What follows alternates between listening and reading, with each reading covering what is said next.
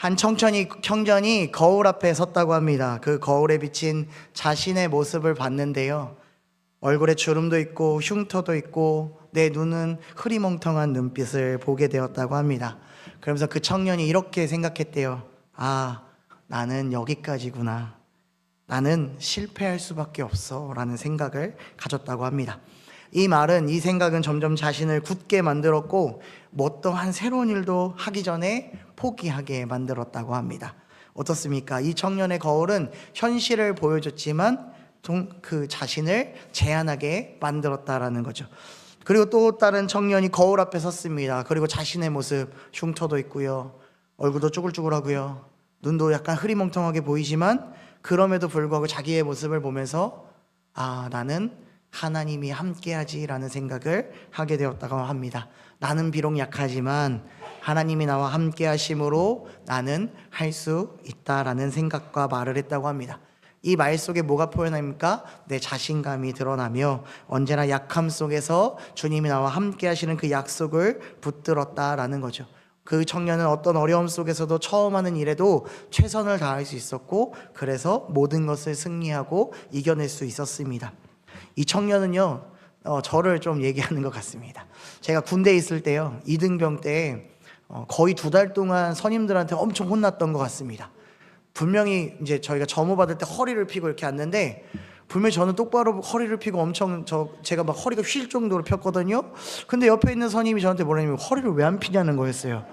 그래서 소리도 작고 일도 못하고 막 이러길래 화장실에서 이제 샤워하면서 물 틀어놓고 되게 멋있는 척하면서 물 이렇게 막 받으면서 아, 나는 왜 그럴까 막 이런, 아, 내가 정말로 바본가? 내가 못하는 사람인가? 그래, 나는 잘 못하는 사람인 거다 라고 막 이렇게 저를 막 옥죄었던 것 같아요.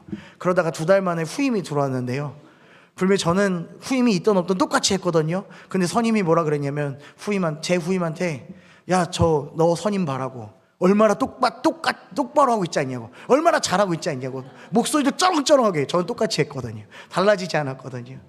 그러니까 그때 저는 자신감이 생기더라고요.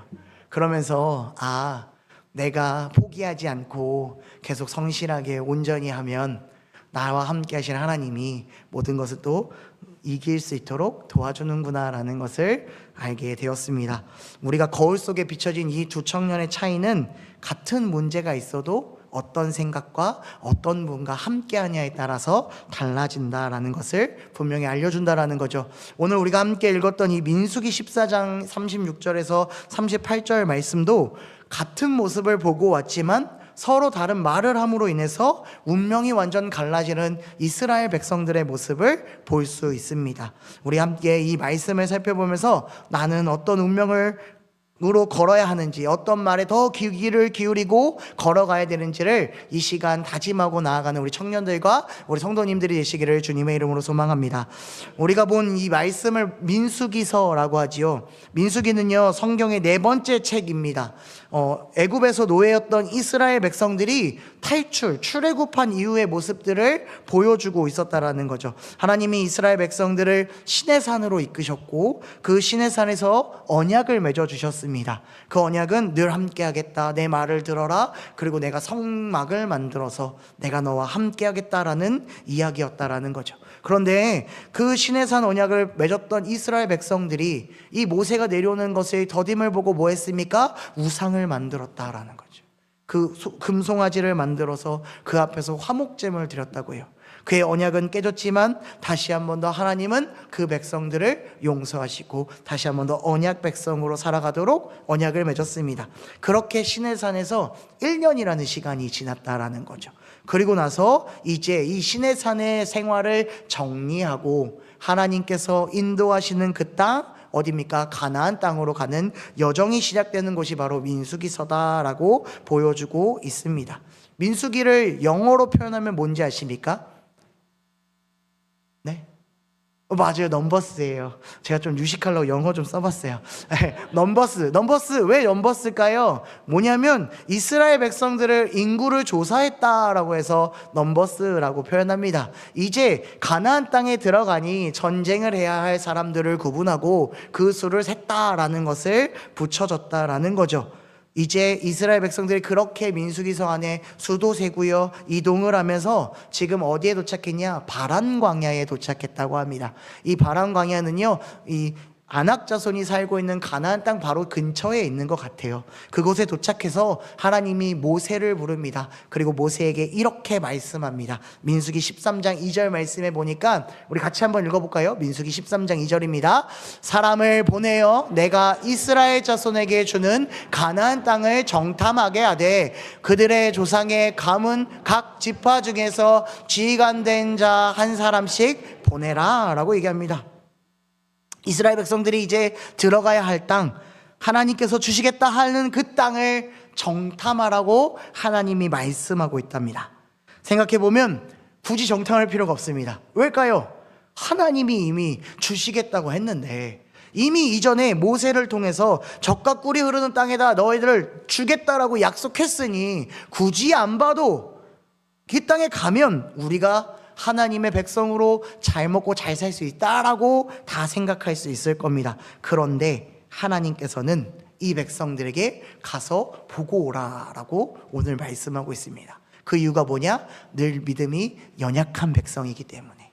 이 연약한 백성들아, 가서 내가 너희에게 줄 땅을 보고 와라. 얼마나 좋은 땅을 내가 너에게 주는지 한번 보고 와라고 오늘 말씀하고 있습니다. 그래서 하나님께서 정해주신 그 뜻대로 각 지파의 지휘관 한 명씩을 뽑아서 총 몇 명일까요? 우리 청년도 혹시 아시나요? 몇 명인지? 맞아요. 12명이에요. 12명. 이상욱 선생님 좀 더 가르치셔야 될 것 같습니다. 아무도 대답을 해주지 않아서요. 목사님은 끝나고 저를 좀 봐주셔야 될 것 같아요. 아닙니다. 잘 알고 있는데 대답하기 싫은 거잖아요. 낮 시간에 원래 말이 잘 안 나오긴 해요. 네, 괜찮습니다. 12명을 뽑아다가요, 이제 가나안 땅으로 보냈습니다. 그리고 12명이요, 며칠 동안 40일 동안 꼼꼼하게 그 지역을 돌아다니면서 그 땅이 어떤 땅인지, 무엇이 있는지를 보고 왔다라는 거죠. 그리고 와서 그 12명이 이제 함께 모인 그 지파들, 장로들과 함께 모여서 이 12명 이렇게 얘기합니다. 민수기 13장 27절 말씀해 보니까 모세에게 말하여 이르되 당신이 우리를 보낸 땅에 간즉 과연 그 땅에 젖과 꿀이 흐르는데 이것은 그 땅의 과일이니라 라고 얘기합니다. 그 땅에 뭐가 있다고요? 젖과 꿀이 흐르는 과일들이 있다고요. 이미 그 땅은 비옥하고요, 그 땅은 살기 너무 좋고요, 우리가 들어가면 이제 할렐루야를 외치면서 그냥 편하게 살 수 있습니다라는 것을 얘기하고 있는 거예요. 또 하나님이 말씀하신 대로 그대로 이루어진 땅을 우리에게 준다라는 것을 알 수 있다라는 겁니다. 그런데 이제 뭔 얘기가 나와야 돼요? 그럼 갑시다, 렛츠고 하면 돼요. 렛츠고 그대로. 근데 지금 이 12명이 나눠지기 시작합니다. 어떻게 나눠져요? 10명과 2명으로 나눠져요. 그래서 10명이 뭐라 그러냐면요, 우리는 근데 너무 좋은데, 근데 말이죠, 거기에 거주민들이 너무 강해요. 그 성읍이 너무 견고해요. 너무 커요. 그리고 거기에 누가 살냐면 아낙 자손이 살고 있어요. 아낙 자손이 누구냐면요, 그 나시린으로서 큰 네피림들이 살고 있다고 얘기하거든요. 엄청 큰 사람이 살고 있다는 거.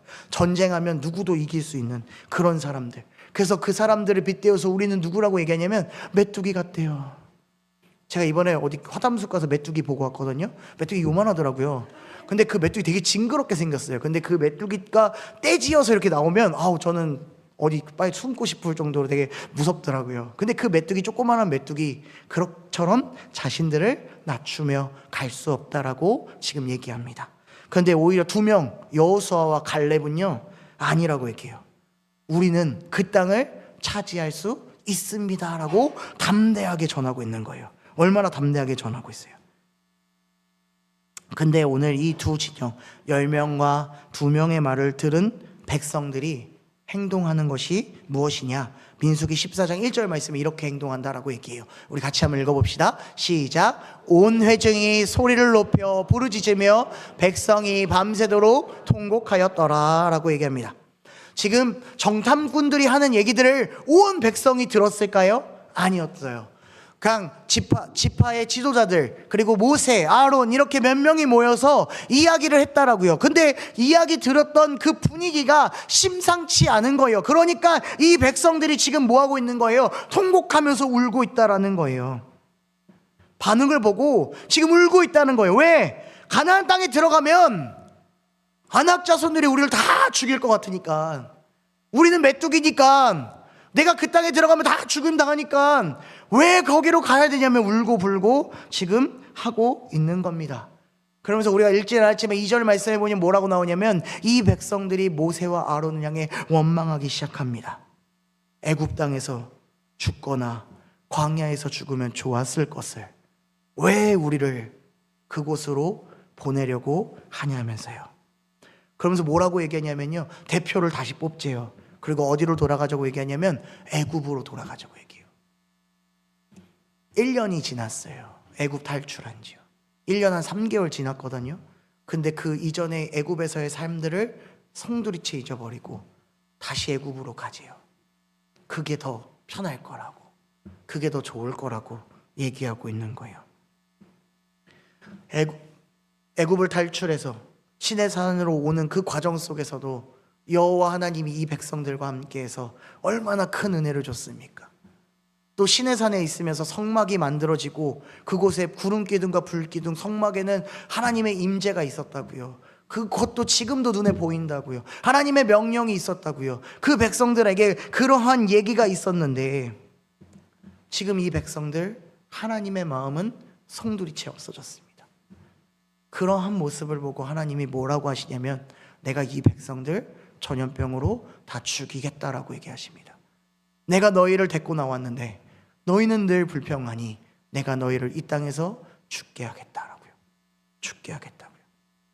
근데 누가 기도합니까? 모세가 기도합니다. 하나님, 이 연약한 백성들을 불쌍히 여겨주시옵소서, 살려주시옵소서. 그랬더니 하나님의 큰 권능이 나타납니다. 하나님의 약속이 나타나요. 이 백성들이 죽지 않아요. 하나님의 약속을 이루기 위해 하나님은 이 백성을 지금 이 자리에서 죽이지 않습니다. 그런데요, 하나님은 이 백성들을 향해 두 가지를 선포합니다. 첫 번째가 뭡니까? 바로 죽음입니다. 오늘 우리가 함께 읽었던 본문 36절 37절 말씀을 우리가 같이 한 번 더 읽어볼까요? 우리 민수기 14장 36절 37절입니다. 같이 읽겠습니다. 모세의 보냄을 받고 땅을 정탐하고 돌아와서 그 땅을 악평하여 온 회중이 모세를 원망하게 한 사람, 곧 그 땅에 대하여 악평한 자들은 여호와 앞에서 재앙으로 죽었고 라고 얘기합니다. 지금 하나님께서 주시겠다고 하겠다는 그 땅을 악평한 자, 그리고 그 악평하고도 듣고 따르지 않았던 자, 그 모든 자들을, 원망한 자들을 재앙을 내릴 것이며 죽게 할 것이다 라고 얘기합니다.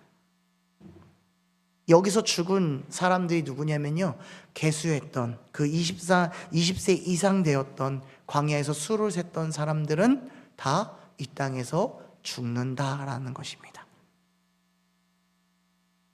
이들이 악평한 것은 하나님께서 주시고자 했던 선물, 젖과 꿀이 흐르는 그 아름다운 약속의 땅을 그들은 악평한 거예요.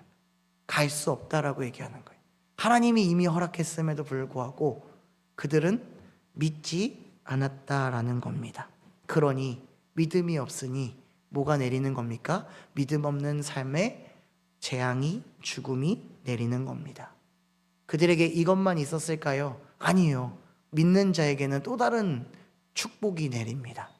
오늘 38절 말씀에 이렇게 얘기합니다. 그 땅을 정탐하러 갔던 사람들 중에서 오직 눈의 아들 여호수아와 여분네의 아들 갈렙은 생존하니라 라고요. 생존한다고 말씀합니다. 생존이 무엇입니까? 살아남는다 라고요. 왜 이들이 살아남을 수 있었습니까? 이 갈렙과 여분네 아들 이 여호수아, 눈의 아들 여호수아 왜 산 겁니까?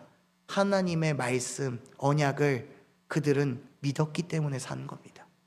아무리 성읍이 높고 아무리 그들이 강해도, 아무리 그들이 가지고 있는 것들이 우리 백성들보다 강해도 나에게는 만군의 여호와이신 여호와 하나님이 함께 하시기에 우리가 그 땅을 차지할 수 있다는 믿음이 이들에게 있었기 때문에 하나님은 이들을 생존하게 살려주시는 겁니다.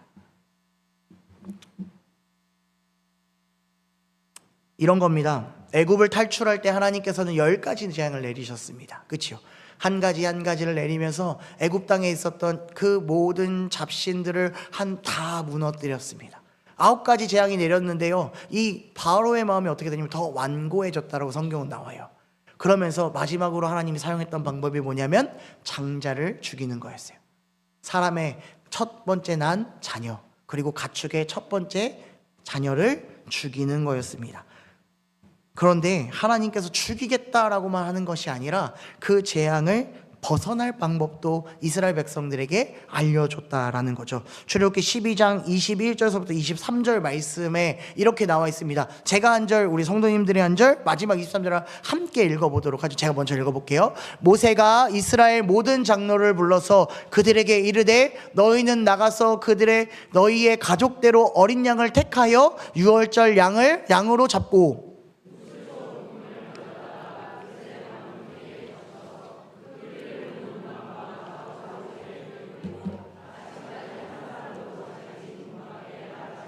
함께 읽겠습니다. 여호와께서 애굽 사람들에게 재앙을 내리려고 지나가실 때에 문인방과 좌우 문설주의 피를 보시면 여호와께서 그 문을 넘으시고 멸하는 자에게 너희 집에 들어가서 너희를 치지 못하게 하실 것임이니라. 아멘. 하나님의 말씀은 무엇이었냐면 어린 양을 가족 수대로 잡으라는 거였어요. 그리고 그 우슬초 묶음으로 피를 묻혀서 문에다가 문 인방과 좌우 문설주에다가 뿌리라 그랬어요. 그러면 죽음의 사자가 그 피를 보고 넘어간다라고 얘기했다고요.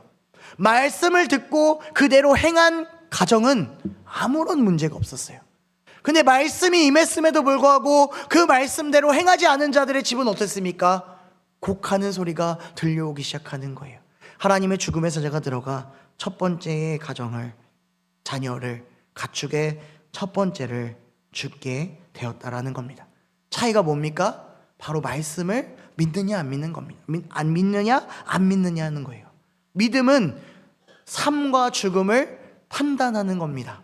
오늘 우리에게 분명하게 하나님은 말씀합니다. 나를 따르라, 나를 믿으라, 분명하게 말씀합니다. 여러분들 마음 가운데, 우리 청년들 마음 가운데, 우리 성도님들 마음 가운데 하나님이 분명히 있으셔야 합니다. 그것이 믿음입니다. 나를 살려주신 예수 그리스도가 내 삶 가득히 있고 내가 그분을 따라가는 것이 진짜 믿음입니다. 그 믿음이 있을 때 우리는 살 수 있습니다. 그런데 우리의 삶은 어떻습니까? 고난과 어려움, 역경이 찾아오면 우리의 믿음은 없습니다. 저도 그렇습니다. 분명히 내 힘으로 다 할 수 있을 거라고 생각했습니다. 제가 아까 군대 얘기했잖아요. 전 되게 잘할 줄 알았어요. 뭐 어디서 나오는 자신감인지 모르겠지만 전 진짜 잘할 줄 알았어요. 근데 진짜 14명의 선임이 다 저를 이렇게 뭐라고 하는데 정말 나는 다 못하는 사람이 되는 거였어요. 점점 하나님은 없어졌어요. 내가 믿는 사람이고 신학생임에도 불구하고 성경책은 제 관물대 안에만 있었고요. 먼지가 점점 쌓여가고 있었어요. 그러니 제 마음 가운데 믿음이란 찾아볼 수 없어요. 그냥 선임들과 동일하게 행동하고 입에서는 욕이 나오고 사람들을 비방하는 것 그냥 서슴지 않았어요. 그래도 끝까지 지키는 건 뭐였냐면 주일날 휴가 나오는 거였어요. 예배 드리려고요. 그러면 주일날 예배 드리고 들어가잖아요. 그러면 좀 마음이 좀 평안해지면서 하나님을 또 생각하는 마음. 어떻습니까? 널뛰게 하는 거죠. 믿음이 널뛰게 하는 거예요.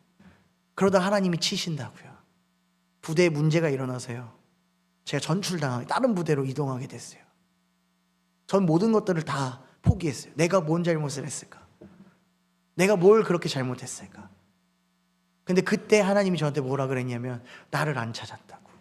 내가 너랑 함께하고 있는데 너는 믿음 없는 그 삶이 문제 아니냐고. 너가 예배 드릴 수 있었는데 예배 못 드리고 너가 그렇게 힘들어하니 내가 너를 조금 쳐서 조금 힘듦을 줘서 다시 회복하게 해야겠다고. 그래서 저 진짜 1년 동안 예배 제대로 못 드렸는데요, 부대를 바뀌고 나서 1년 동안 편하게 예배 드렸어요. 예배의 삶이 회복됐어요. 그게 뭡니까? 믿음이 회복되면 우리의 삶이 살아날 수 있다라는 거예요. 지금 우리가 진짜 지켜야 될 건 뭐냐면 내 겉모습을 지키는 것이 아니라요, 건강도 지켜야 되지만 가장 더 중요한 것은 정말로 우리의 마음 가운데 함께 하시는 예수 그리스도를 지켜야 합니다. 그게 믿음입니다. 여러분들의 믿음이 생명을 보존하게끔 할 것입니다. 이미 주님은 우리에게 생명을 주셨습니다. 그리고 우리가 담대하게 무엇이든지 할 수 있는 능력을 다 주셨습니다. 그런데 우리가 매번 넘어지는 이유가 무엇입니까? 믿지 않았기 때문입니다. 오늘 제가 기타를 치면서 저한테 처음에 솔로를 시켜서 엄청 힘들었거든요. 마음도 힘들었어요. 근데 하나님 앞에 드리는 거 조금 틀리면 어때요? 그래도 주님이 기뻐 받아주실 거니까. 주님이 주신 달란트로 내가 기쁘게 찬양할 수 있게, 쓰임 받을 수 있게, 쓰임 받는 게 얼마나 감사한 일입니까? 우리가 더욱더 그 믿음으로 이제는 생명의 길을 함께 걸어가기를 소망합니다. 오늘 말씀을 마무리합니다.